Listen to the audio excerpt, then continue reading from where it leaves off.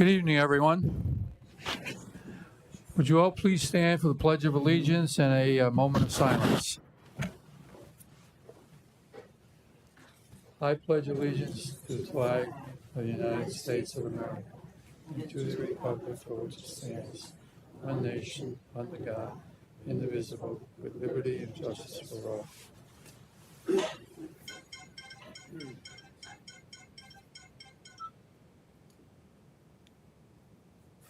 Thank you.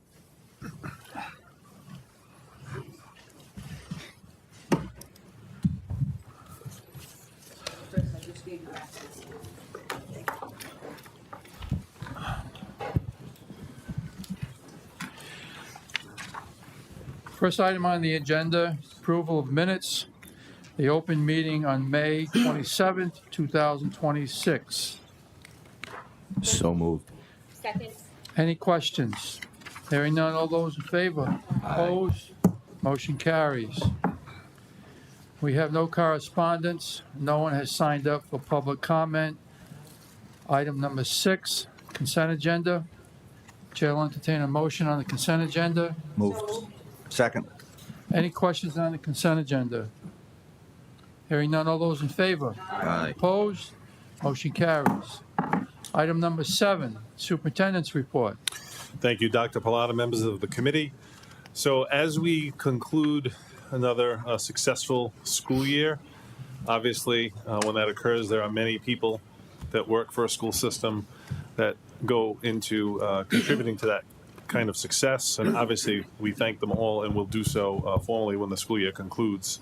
But tonight, I would like to bring to the committee 2 individuals who I feel, and I know we all feel and share, deserve special recognition for their contributions, not only to education in general, but more specifically to the District of North Providence and Greystone Elementary, soon to be Woodhaven Elementary School. And those 2 ladies are here tonight. I'd like to ask, I'd like to acknowledge, when we're done, we'll ask you guys maybe to come up and receive a citation and a gratitude of thanks from the committee. So our interim principals, co-interim principals, Mrs. Lori DeSimone and Mrs. Lorraine Moschella. Yeah, come on up, ladies. Yep, you can come right up to the podium.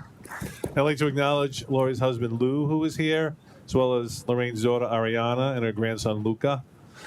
Thank you for lending them to us. You guys can go right to the podium. So we all obviously recognize they're both very familiar to North Providence, having served as principals here when they were active in their career. Mrs. Moschella at both McGuire and Ritchie Middle School, and Mrs. DeSimone, obviously principal, 2012 first-year principal of the year at Greystone. We all know the situation that a couple of years ago we had a principal who took another opportunity mid-year to go somewhere else and take advantage of that opportunity, kind of leaving us in a very challenging spot, and especially with a new school that we were building and everything that was going into that, and then how we would transition, successfully close Greystone and merge the 2 schools, Centerdale and Greystone, into one school. And so we have been so lucky that Mrs. DeSimone and Mrs. Moschella wanted to continue to work, wanted to contribute to education still. Just to tell you a little bit about them, as I mentioned, Mrs. DeSimone was principal of Greystone, 2012 first-year principal of the year, retired in 2018. And has been working in North Providence as a retiree longer than she was an active principal at Greystone. And that's a true story, 8 years. Mrs. DeSimone has served as interim principal at Stephen Only until Mr. Pacito was hired. And at that time, she continued to mentor Principal Pacito. She served as the interim principal at Greystone Elementary School until Ms. Quattrucci was hired, and then continued to mentor Principal Quattrucci. She was the principal mentor at Centerdale Elementary School to Mrs. Hanley, who was also here this evening with Assistant Principal Jen Naranjo.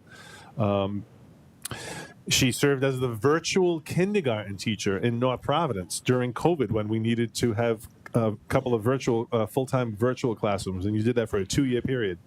She was the interim principal at Wayland Elementary School when Amanda Donovan was on maternity leave. She was the interim principal at McGuire Elementary School until Mrs. Lisi was hired, and then continued to mentor Mrs. Lisi. And as I said, currently the interim principal at Greystone for the past 2.5 years, along with Mrs. Michella, until the new construction at Woodhaven Elementary School was complete. And then Mrs. Michella, as we all know, she was the longtime principal at James McGuire Elementary School, co-principal at Greystone Elementary School currently. She was principal at St. Rocco's as well from 2011 to 2020. Mrs. Michella served at McGuire also during a difficult time when Principal Butler was out on medical leave, and you shared that co-principalship with a retired high school administrator, and the two of you ran that elementary school when you were with Joe from Barrington. So, I mean, I know personally, and we all feel the same way at the central office, and I know the school community at Greystone is so grateful that you guys have been able to be available to us and lead them through this difficult time, and do so with patience and grace and talent and skill and experience and wisdom. So we know that your educational careers are not over. Certainly there could be future roles in North Providence and elsewhere. Lou, yes, I know. Lou called me already to make sure. He said, you guys still going to be able to find something, to keep her out of the house? I said, no problem. But this is not the end, but we just wanted to say thank you for everything that you have done, the role that you have served. When we couldn't hire a full-time principal, knowing that we were transitioning to a merged school. So again, so fortunate to have the two of you who knew our community, trusted, loved, and respected in our community. And I can't thank you enough. So Dr. Plata would like to read a citation on behalf of the school committee. Wow, he didn't leave me much to say outside of reading the citation with all the accolades, and it's well deserved. But certainly on behalf of the school committee, we certainly thank you for all that you have done. I will add one thing. There is a shortage of educators today, but there certainly is a great shortage of quality educators today and quality administrators. And we have been fortunate to have two quality administrators come in and step in and do a fantastic job. And not only do a good job, but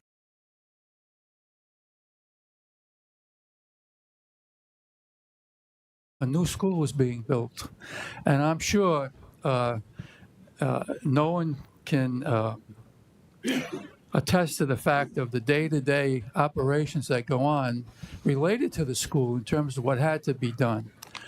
Don't go out this door. Don't do this. Don't do that. Stay away from this. Those are added responsibilities that people take for granted. And, thankfully, everyone was well protected and safe during that whole building of that new school. And we really appreciate that. I don't take it for granted, certainly, when you're building a school 15 feet away from the old school. A lot could happen. But you kept it going. You kept it going in a very positive way. You kept the community positive. You kept the parents happy. I know with some parents in the beginning, they were a little disappointed about the new school and the naming of the new school. And you had to deal with all that. And we certainly appreciate that. You did a great job. So on behalf of the school committee, we give you a huge thank you. And as Mr. Goho said, if we're ever in need again and you're around, expect a phone call.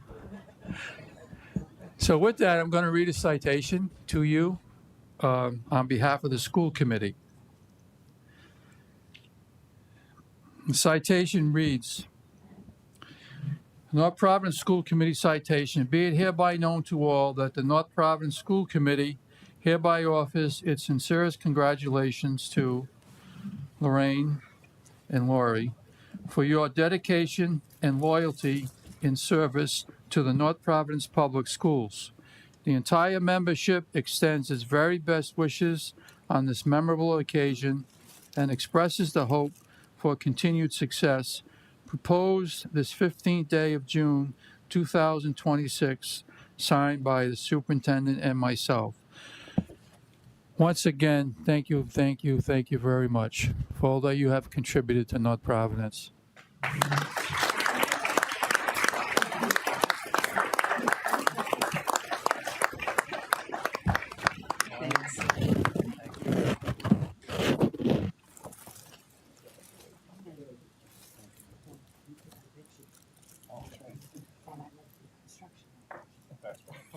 if there's anything you guys want to say, feel free. Laurie, thank you very much. You guys can go right into the podium. Is there anything you want to say? Feel free.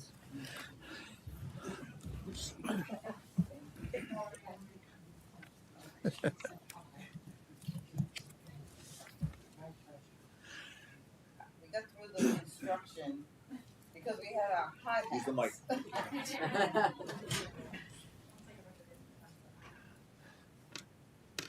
I want to thank you all, school committee.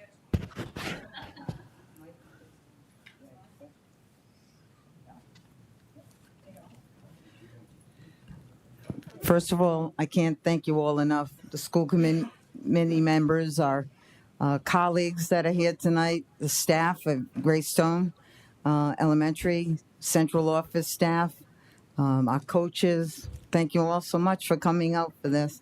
I can't thank you enough for the opportunity. It's been a pleasure and a privilege to work for the North Providence School Department. My number hasn't changed yet, so we'll see. Although it could have a Florida area code at some point. But I thank you all enough. And we got through the construction with our hard hats. That's how we made it through. I can't begin to say thank you enough to Lorraine. She has been such a wonderful co-principal and colleague. We talked for hours. We made sure everybody was on the same page to follow up as our days were over and her days would begin, just to make sure we didn't miss anything. So I thank you again. The flowers are beautiful. Thank my husband for being here as well. Thank you so much. All right.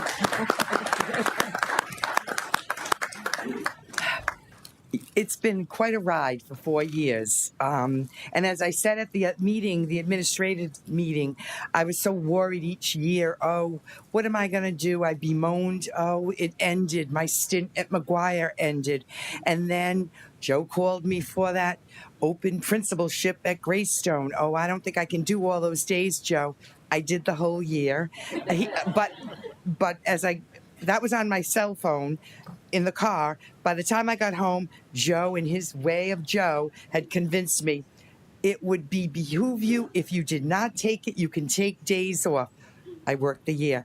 Then there were 2 more years, and I won't bemoan because there'll be always something else to do after this ends. But I can't thank you enough. But as you know, I'm a product of North Providence school system, and Centerdale school teachers molded that love of learning. I had the greatest teachers at Centerdale as an elementary student, then went on to Ritchie, and then became a principal at Ritchie, which was, unreal with Mr. Corsini. And just a wonderful experience. North Providence is great. They evolve. They have, they're progressive. They are for the children. And it was so wonderful for me to be able to have 4 years of what's happening now, because I was out. I retired in 2009 and then did a parochial school stint, and I came back here in 2023. So things have changed, but I just welcomed to be part of it. So thank you, everyone, another thing, I never knew what Greystone area was about. I was at McGuire, I was at Ritchie, and when I went to Greystone, I said, oh, I don't know this community. It's a great community. So the melting of Centerdale and Greystone together is going to be just wonderful, Mrs. Hanley and Miss Narado. Thank you.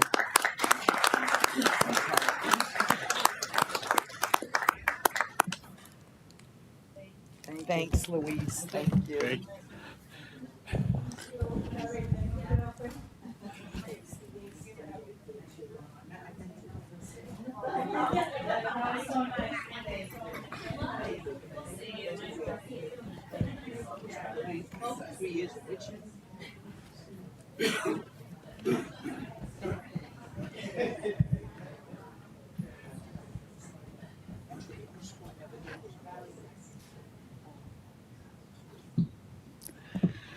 Just a little side note, those of you who don't know, they conducted a very beautiful and successful moving up ceremony at the high school today, where the fifth graders graduated. Okay, Okay. thank you. So you're all welcome to stay for the rest of the meeting. It's not going to be as touching and hot, positive and whatnot as this. If you decide that you want to go enjoy the nice evening, we will not be insulted, but you're welcome to stay. So next item on the agenda, just wanted to update the community and the school committee. We had mentioned a couple of meetings back that we were looking for some latitude to potentially adjust school start times for the upcoming school year. As a result of the TransPAR study and recommendations to improve transportation efficiency. So at this point, I'd like to report that we will not, for the upcoming school year, be adjusting school times. We have found some efficiencies that were low-hanging and very easy to implement, working with Durham from the TransPAR study that we can implement for next year. However, we felt that we wanted to do a fuller study, especially with the merging of the new schools and a whole new dynamic on that side of town in terms of transportation. So we will be working with Durham in the fall until around January to do a more thorough look at the routes and determine recommendations for potentially adding a fourth tier, which a lot of districts do with a couple of elementary schools that would be starting potentially at different times than other elementary schools, adjusting the middle school start time. We're not sure yet. Might be nothing. It might be something, but we want to give it more thorough study and then be able to communicate it with much more time rather than rush something at this point. Next item on the agenda, I would request approval by the committee for the new position of a girls wrestling head coach. Although this is an unbudgeted position, we're thrilled about the fact that our wrestling program is expanding to include more females. So that is a good thing. I think last check we had a number of females on the team this year, and we are supposed to have more females on the team next year to have their own team and their own head coach. So I'm really excited about this and would request approval by the committee for this position. Motion to approve. Second. Are there any questions? Hearing none. All those in favor? Aye. Opposed? Motion carries. And when we reconcile the budget, Ms. Castanelli will work to make sure that that appropriate amount is in the athletic stipends line. Next item on the agenda, I would request approval by the committee to reconcile the fiscal year 2027 budget based on the information that we have been provided at this time by both the state regarding state aid funding and the town regarding municipal funding. Motion made. Second. Any questions? I would just add to let the public know that we have to reconcile our budget and decrease our request by $433,000. We had to cut $433,000, and that cut has come in salary breakage and transportation with the possibility of eliminating 2 buses. So I just wanted to share that information with the general public. Any other questions or additions? Hearing none, all those in favor? Aye. Opposed? Motion carries. Thank you. At this time, kind of mixed feelings as well. We're very happy to have before you our social emotional learning coordinator, Christina DiLorenzo. Just to refresh your memory, coming out of COVID, with all of the social emotional needs, obviously, that students and staff members were experiencing from the pandemic, the federal government provided grant funds to many districts across the country to implement a social emotional learning curriculum and a grant for the next 3 years. We were successful in applying for that grant. There were many initiatives that were implemented under the leadership of Ms. DiLorenzo, working with Mrs. Seitzinger. And so that grant is coming to an end. We will continue to implement what was started by Mrs. DiLorenzo, thankfully. And her position is coming to a close at the end of the school year because it is obviously federally grant funded. But we did want to give the district and the community an overview of some of the foundational pieces that we have put in place with our new social emotional learning curriculum and initiative. So, Mrs. DiLorenzo.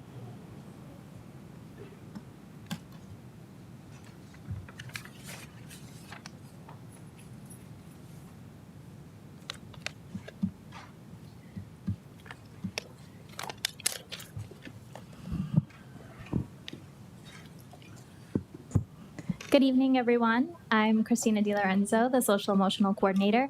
I appreciate the time and sharing this update with you tonight. The last time I presented to this committee was about 2.5 years ago, and much of that conversation really focused on what Ruler was, which was this new approach that we were working with, and what it might look like within our district. And so tonight I'd really like to share how that work evolved, what it looked like going from implementation to integration, the evidence that we have, and where we'll be going next.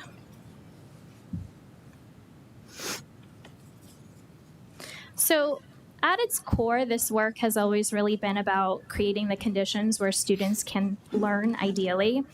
We know that students learn best when they feel safe, when they feel connected, when they feel authentically engaged and also supported. When we often talk about social emotional learning, the first thing that comes to mind or that we think about is typically emotion regulation, our feelings, talking about our feelings. And although that is incredibly important, and that's typically that first piece in this work as well, is having the language to identify those feelings and what it actually means, a safe space. But this work has also always been so much bigger than that, and it's about the readiness to learn. And so when we work to lower that affective filter so students can access meaningful, authentic, equitable learning opportunities. It's about creating environments where students feel safe to take risks, ask questions, collaborate with their peers, make mistakes, persist through challenges, and engage fully in those learning opportunities. If we want students to be able to meet higher expectations, to graduate with readiness for future opportunities, and achieve at high levels, we first have to be able to create learning environments where that kind of learning can actually happen. So our vision has focused on creating learning environments where students feel safe, they feel connected, they feel engaged and supported, while developing the skills and confidence needed to thrive both in and outside of school. To guide our implementation, we centered our work around 4 priorities: belonging, engagement, relationships, and the readiness to learn. And these 4 priorities became our lens, which we approached all of this work through. Now, building systems at this scale certainly requires intentional investment. So as mentioned, that BSCA grant is what initially was able to fund the SEL infrastructure within the district, support myself, and expanding Tier 1 implementation in supports, and that's where the Ruler approach also came in. We additionally were able to secure the school wellness grant and the McVinney-Vento supports, which we were able to expand opportunities for students and families while creating structures that could support long-term implementation. Most importantly, what these grants were able to provide was allowing us to move beyond just isolated activities and standalone events and begin actually building systems. So when implementation began, the focus was introducing common language, tools, and practices.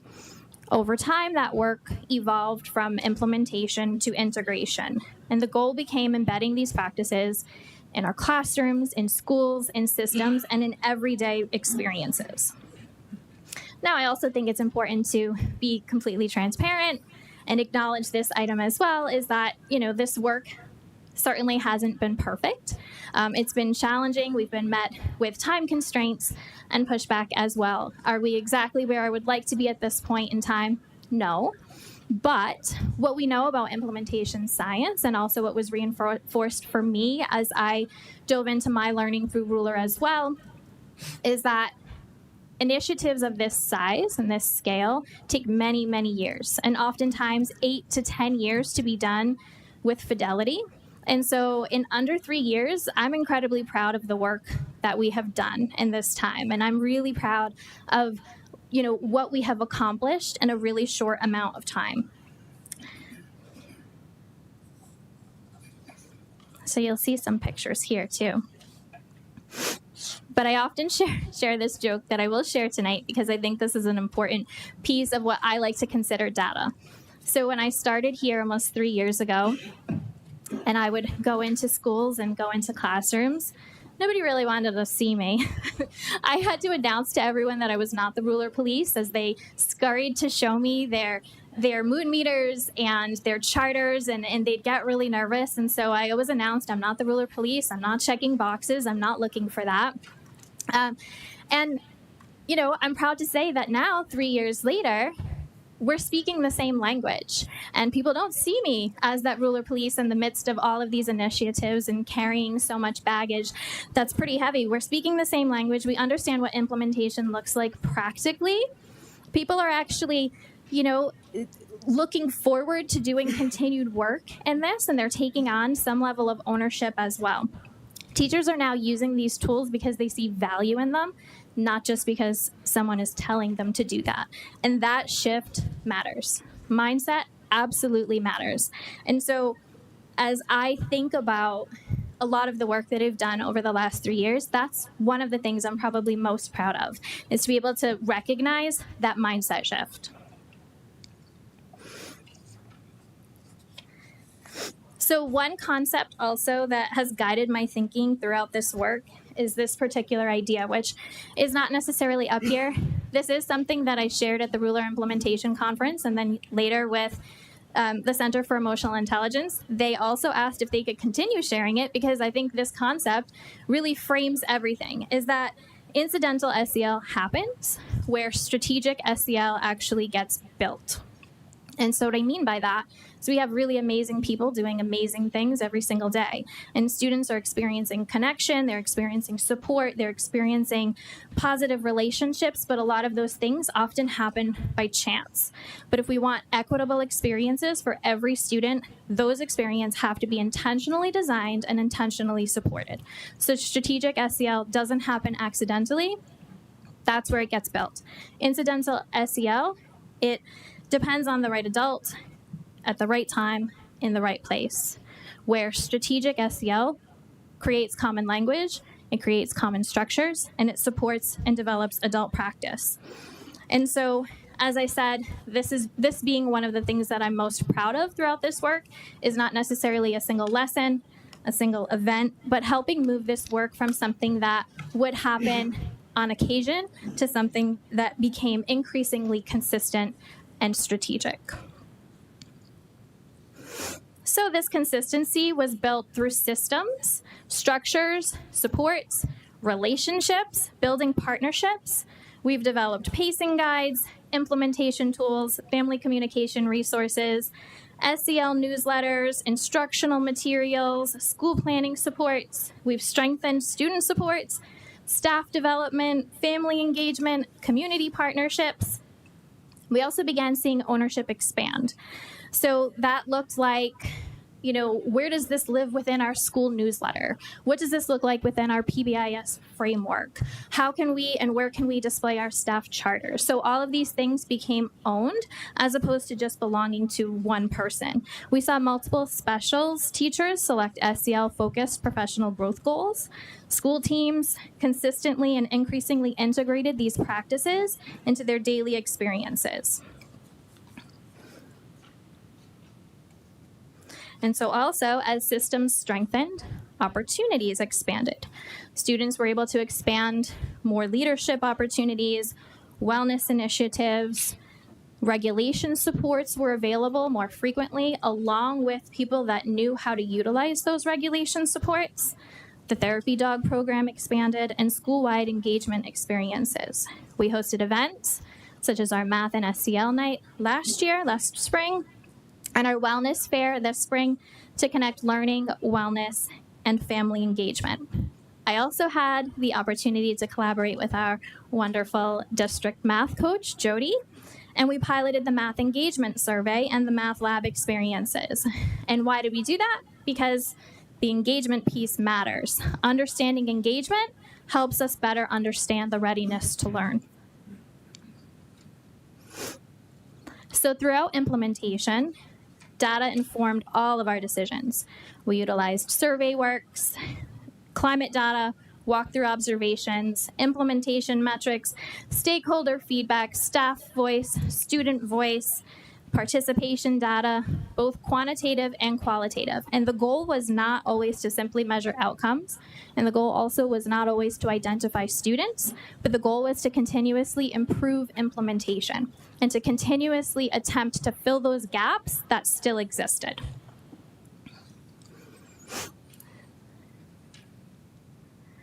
So while there is still much work ahead, we've seen meaningful progress. We have stronger systems. We have more consistent Tier 1 supports. We have greater common language across all of our schools. We've expanded opportunities for engagement.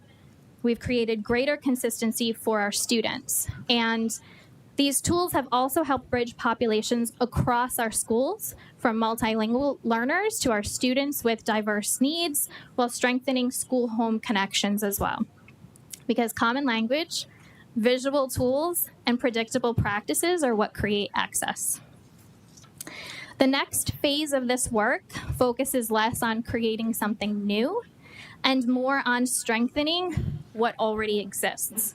So this includes maintaining leadership structures, continuing Tier 1 implementation, continuing our therapy dog program, continuing our use of data-informed practices, having a district SEL team where we have a representative from each of our schools. And one exciting example that I want to share is the high school participation in a multi-year ruler implementation and research partnership, which provides coaching, implementation support, and ongoing data collection. So the foundation exists, and the next step is continuing to strengthen it. The greatest outcome of this work is not just one single program or initiative, but the systems, the relationship, and the culture that now exist across our schools. Thank you. I will answer any questions that you might have. Anyone have any questions? Mrs. Picard. No, you go ahead. How often does the SEL district team meet? Well, the SEL district team has not gone into practice yet, so I've spent this year sort of putting that together. I have worked with members of that new team that will be working together next year to start to build and develop resources and to understand what that would look like next year as representatives of their school.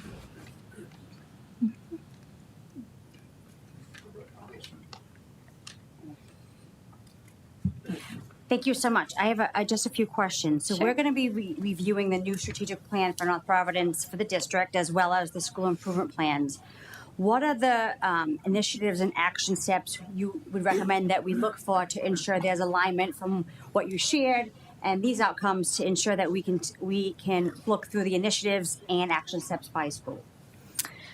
So I think that's a really great question, and I think that a lot of this work aligns with so much of what has already been in the strategic plans. What we're looking at is improved academic engagement. What we're looking at is continuing family and community partnerships. What we're looking at is continuing to provide safe and supportive school environments for our students and then also for those families. And so this work falls underneath all of that within that umbrella. So each of these pieces is one part of that larger or broader picture. Right, I absolutely agree. So what I'm asking, I guess, maybe I'll say it a different way. Yeah. So, for example, you mentioned ruler and the school charter. You know, would you say that we have 100% implementation? Every school has their staff and charter and student charter. And if not, would we expect then that we would see that in the school improvement plan, and then the alignment with the strategic plan was about by this time all our schools will be at this place as it relates to charter? So I don't see the charter specifically or the mood meter or one of those specific tools being intentionally embedded within the school improvement plan or the larger, broader strategic plan, because that falls under the umbrella of creating that environment. So that's one practice that is part of the larger picture, if that makes sense. So we are at 100% implementation at this point for having our staff charters and having our school charters.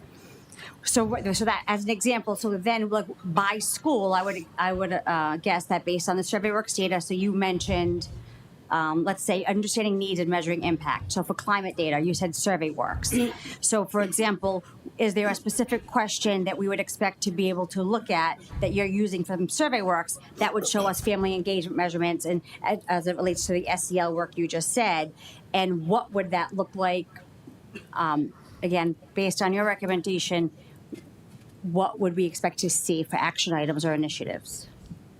So for action items, then yes. So, and that's something that I am actually working on as well, along with Louise, to be able to put together what our plan would look like moving forward, with, say, step by step, our milestones throughout the year, because those are also school-based practices. So although this is a district-wide, they are also school-based practices as to how they're rolling those out within their school and in their timeliness. So, for example, Stephen Only School does their school charter in a different way than McGuire Elementary, or different than Ritchie Middle School. Yes, I know. I think, and I understand that. But my question is, which strategic plan initiative are we utilizing? And if this is not the right time, but this is where I want to make sure that I might not be familiar with that piece enough. This is make sure I want to make sure that we have alignment, because we have to approve a new. Hold on one second. We have to approve a new strategic plan and school improvement plans, and those have been submitted. Yeah. So I'm not asking anything. I want to make sure that there's a coherence and alignment. So There is. and I don't need to know it now, but if I would like to be able to have us, when we do the strategic plan and school improvement plan review, that you walk us through where that alignment is, and you don't have to do it now, just when the time comes up. I think part of what you're speaking to, though, that we do measure is the belonging piece from like survey works, for example. We look at that, that figure from how do students feel? Do they feel like they belong in a school environment? Are families engaged in that environment too? So that's just one area on like survey works that we would look at, just in terms of a data point to speak to that. So When we do that, it does tie in. Yeah, I mean, we're still reviewing our strategic plan and updating, through progress monitoring data, all the school improvement plans as well. So, as Christina said, I think it's more of an overarching goal in terms of there are several data points, both qualitative and quantitative, that we're going to look at. It's not just one, as we're saying. But it definitely aligns. It aligns to PBIS. It aligns to the MTSS piece. It's all together. I think what she did an excellent job of is just speaking to the environment. It's not just really about, you can have a classroom charter up, and it makes no difference in your environment if you don't apply the principles of social emotional learning and those practices in your classroom. So right, and that's what I'm looking yeah. for based on the school improvement plan. I would be expecting to see what specifically each school would be doing, Yeah. and my question was about what should we expect to see based on. But it sounds like maybe that still is a conversation you all haven't sort of had yet, which is fine, because I know Joe said you were planning on presenting in August. But just to preface, when we come back, I'd like to see the alignment, especially as it is with SEL. I think you all know how I feel about the mental health piece of our kids and how important it is.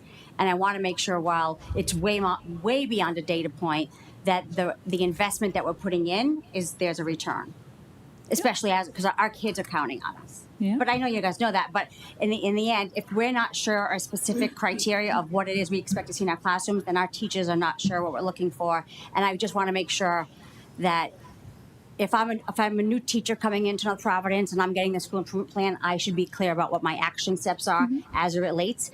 Because while it's great that we've gotten to this point, we have to onboard new faculty every year, and our parents, and that engagement piece.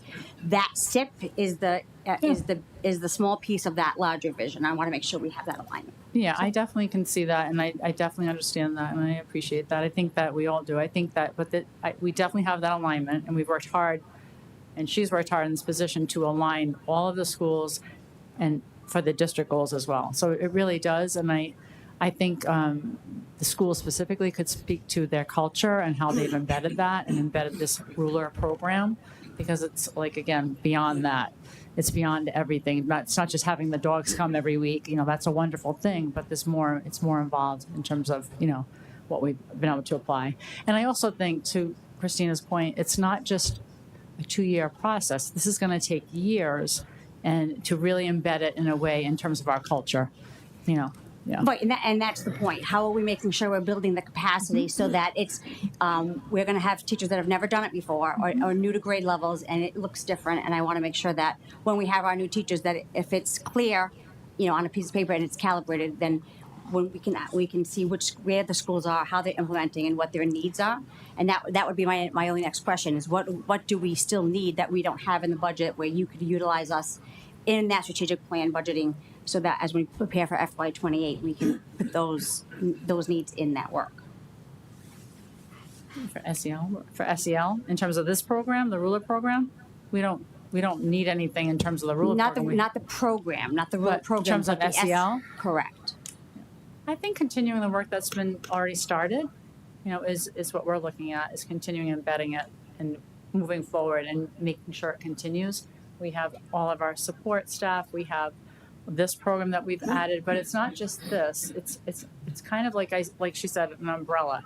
It's like all encompassing. So I would say it's multifaceted. It's not just one thing. Well, right, which would mean in the strategic plan we would see the MTSS piece, and again where We the do. schools are in relation to that project, how the initiatives and the actions. I think you'll see that, Gina, definitely when you look at No, right, and that's why I said just want to make sure that we look at when we say measurement and impact, measuring impact, that I can be able to. measurable Yeah. data points. Yeah, I get Thank it. you. An action plan. Okay. Does anyone else have any questions for Christina? Any other questions? If you don't mind, I just, excuse my ignorance, Gina had raised a point and I guess I'm just curious, so in terms of new educators that come out of school, is all of this ingrained in the curriculum that they're being exposed to as they complete their education? Like, in other words, is it already part of how they're thinking about designing curriculum? You mean new teachers? New teachers, yes. I think I can just speak to the high quality curriculum we have does include components of SEL, all of it. Got it. yes, and so I think that also a lot of it is going to come from the culture of the school, but each school. So this kind of speaks to Gina's question as well, is that each school has a plan. So what the SEL component looks like in each of their SIP plan looks different. They're writing it in differently. So there isn't just one piece that we look to and say, okay, this is going to let us know the progress of this, because it does look different in each school's plan, and as it should be. But each school also does have their own SEL plan as to what each of those steps look like. We have a consistent pacing guide across the district that has all of our themed and our lessons and our steps in terms of building our charter and rolling out our mood meter and all of those things. So there are plans that can be given and that's where our school representative also comes into play as well, both the administrator and the representative, that they would continue to reinforce these concepts and continue to make sure that they are weaved in through the culture of the building and part of each classroom. Yeah, Ms. Manjak, if I could just respond. So the purpose of this grant was to establish that foundational piece, get the curriculum into the district, set up the training for all of our professionals, set up the systems in each school to now carry this forward. And so principals, when they meet with their new teachers and they meet with their faculty during the course of the year, this is now really a regular component to daily life at every one of our schools. There are initiatives, practices, it's embedded in the high quality curricula. So that was the purpose of this grant, to get everybody trained to do that. And so that's how it'll sustain itself. Awesome. Thank you. Yes. Thank you. Any other questions? Christine, I just want to say thank you. You've worked really hard on this. Thank Done you. a wonderful job. Thank you. I appreciate it. Thank you. Thank you. Thank you. I just have one question. Sure.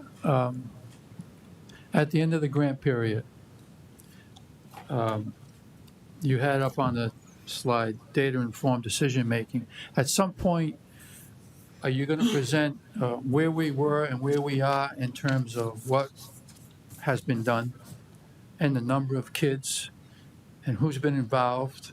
Is there going to be some kind of chart or graph that shows us that information? Well, I can create that. Unfortunately, I won't be here to present that, but I can absolutely create that. And I'm sad about that too. Up here, Sorry. this is just a basic overview that I put the reach because we really have impacted all of our schools, all of our students, all of our staff with lessons, professional development, with our staff wellness, with our Take Two moments, with our SEL newsletters, our staff charters. I mean, this really has been embedded in every facet that we possibly can. So although I felt like this was not specific data or specific numbers, the overarching numbers of all of the schools, all of the students, and all of the staff really were impacted in some capacity over the last few years. But that data is available, and you'll be able to see it. All right, thank you. Any Thank other you. questions? Thank you very much. Thank you. Item number 8, we have no school committee reports. We have no old business. Item 10, Mr. Goho. Thank you, Dr. Bellata. I would request approval by the committee of the enclosed MOA regarding non-certified employee as submitted. Any questions? Hearing none, all those in favor? Aye. Opposed? Motion carries. Next item, I would request approval by the committee of the trust life insurance plan and membership participation agreement. Recall that we went out to bid and separated from the town regarding the provision of life insurance, and so we have a plan going forward, and I would request approval. Move to approve. Second. Any questions on item B? All those in favor? Aye. Opposed? Motion carries. Next item on the agenda is a new policy. I'm sure you are all aware and have read regarding the movement in Rhode Island, obviously, and across the country regarding cell phone use in the classroom. A new law goes into effect for the upcoming school year. Our legal counsel has been working with us and its districts to develop the enclosed student cell phone electronic device policy. I would request approval by the committee of the policy submitted. In essence, we're in good shape because we've always had a cell phone policy in North Providence. The law requires that cell phones not be used during instructional time, and that is what we will adhere to. Richie used lock boxes at the beginning of the day. Birchwood had a combination of things, so each middle school looked different. The high school utilized the shoe pouches in each classroom and other receptacles for cell phones where kids turn them in at the beginning of the period and then receive them back at the end of the period. So that's how we will continue, but we need to be in compliance with the law with an official policy that is aligned to it. So I would request approval. Motion made to approve. Second. Any questions? All those in favor? Aye. Opposed? Motion carries. Next item, D&E, I would request approval from the committee of the enclosed bring your own device policy, which is updated, as well as the new BYOD bring your own device protocol. So we're approving D&E together? Yes. Motion made to do that. Second. Any questions on BYOD policy? All those in favor? Aye. Opposed? Motion carries. Next item, I would request approval of the Chartwell's food service contract, which is still pending review by the Rhode Island Department of Education and our legal counsel. RIDE has officially awarded the new state contract to Chartwell's as well. So we're waiting for RIDE to provide the terms of that contract and then have that contract as well as the submitted contract from Chartwell's for our bid reviewed by our legal counsel, and we will move forward with the one that is with the contract that is the most beneficial to our district. So moved. Second. Any questions? Yes. Did we approve this last month, but you're hoping that when it becomes approved by the state, there might be a savings? Yeah, last month we approved the bid, and then Yep. once the bid is awarded, we reach out to the vendor and ask that they provide an actual contract, which Yeah. we typically bring before you within the next month or two. So that's where we are with this process. Although, having heard recently that the state is awarding their contract to Chartwell's, we want to be able to look at both opportunities. All right, good. Okay, there's a motion and a second. Any other questions? Hearing none, all those in favor? Aye. Opposed? Motion carries. Next item, I would request approval of the enclosed athletic equipment and uniforms bid as presented. So moved. Second. Is there a second? Any questions on item G? All those in favor? Aye. Opposed? Motion carries. Next item, I would request approval by the enclosed Birchwood Middle School dance agreement with 12 acres for June 5th, 2027. So moved. Second. Any questions? All those in favor? Aye. Opposed? Motion carries. Thank you, Mr. Goho. Item number 12, approval of bills. So moved. Second. Motion made and second. Any questions on the bill list? Hearing none, all those in favor? Aye. Opposed? Motion carries. Use of property request. Motion made. Second. Any questions on the use of property? Hearing none, all those in favor? Aye. Opposed? Motion carries. We have no requests to address the committee. Item number 14, pending business for the school committee and the general public. The July school committee meeting will be held July 22nd at 8:30 a.m. in the Central Office Administration Conference Room. Chair will entertain a motion to adjourn at this point. Motion made. Second. All those in favor? Opposed? Motion carries. Thank you, everyone.